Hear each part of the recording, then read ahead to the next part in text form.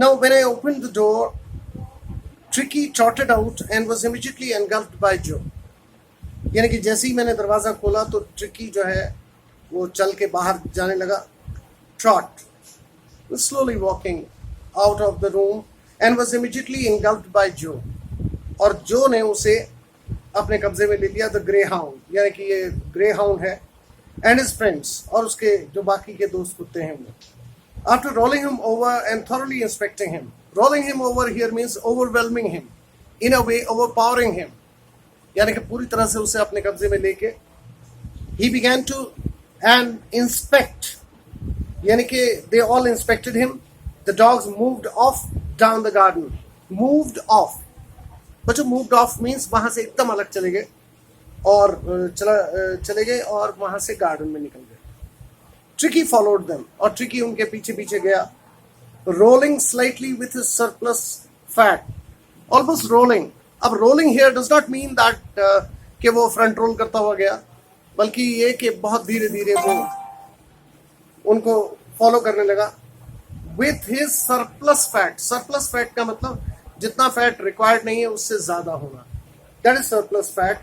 Later that day, और उस दिन बाद में, I was present at feeding time. मैं खाना खिलाते वक्त वहां था, कह रहा है. I watched while Tristan slopped the food into the bowls. यानी कि ट्रिस्टन ने फूड जो है बोल्स में डाला, कटोरों में डाला. There was the usual headlong rush. Headlong rush means सामने की तरफ से आते हुए, सब लोग रश करते हुए, यानी कि तेजी से आते हुए.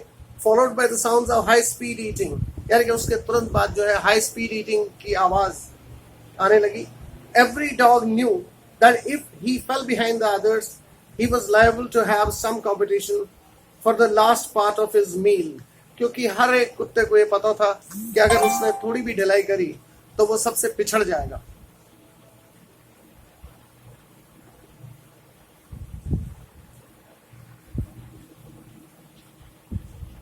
When they had finished, एक बार उन्होंने जब ये खाना खत्म कर लिया तो Tricky took a walk around the shining bowls, यानी कि वो जो चमकते हुए बॉल्स थे.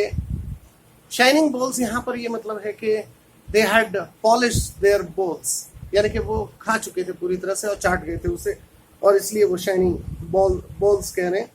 Licking casually inside one or two of them, यानी कि casually, यानी कि not very seriously, थोड़ा बहुत इधर उधर मुंह मारा उसने उन बोल्स में. नेक्स्ट डे एन एक्स्ट्रा बोल was put out for him, और अगले ही दिन उसके लिए एक नया बोल रख दिया गया. And I was pleased to see him jostling his way towards it, और मैंने देखा कि वो बड़ी जद्दोजहद कर रहा है वहां तक पहुंचने के लिए. वैसे जॉसल धक्का मुक्की के लिए कहते हैं, और हो सकता है दूसरे कुत्तों के साथ वो जॉसल करते हुए वहां तक पहुंचा हो. फ्रॉम देन ऑन, यानी कि उसके बाद से हिज प्रोग्रेस वॉज रैपिड, उसकी प्रोग्रेस जो है वो तेज होने लगी. यानी कि वो he began to heal, he began to recuperate, मतलब he began to become better, यानी कि he was recovering fast. The progress was rapid means he was recovering fast. He had no medicinal treatment, medicine वगैरह उसे नहीं दिया गया of any kind, but all day he ran about with the dogs. पूरे दिन भर वो बाकी के डॉग्स के साथ इधर उधर दौड़ता रहा. Joining in their friendly scrimmages, यानी कि उनके साथ दोस्ताना जो चीना झपट या जो आपस में स्ट्रगल होता है उसमें शामिल रहा. He discovered the joys of being bowled over, tramped on and squashed every few minutes. यानी कि उसको उस बात का भी मजा आने लगा कि उसको कभी कभी ठेल के इधर उधर कर देते, वो कभी कभी पैरों के नीचे आ जाता या कभी कुचल जाता, तो तब भी वो इस चीज को एंजॉय कर रहा था. He became an accepted member of the gang. Gang यहाँ पर उसी पैक के लिए, पैक ऑफ डॉग्स के लिए कहा गया है. An unlikely silly little object, यानी कि ये unlikely था, silky little object. Silky it might be due to his hair, उसके जो हेयर हैं वो सिल्की हैं. ये silky little object की तरह था. Among the shaggy crew, shaggy means जो बहुत स्मूथली और रिफाइन टाइप के ना होकर, यानी कि बालों के सेंस में स्क्रैगी थे. स्क्रैगी मीन्स इधर उधर उनके उछले हुए बाल. Crew, CREW, crew. क्रू वैसे तो क्रू जहाज का होता है, क्रू मेंबर्स वो लोग कहलाते हैं, शिप में होते हैं क्रू।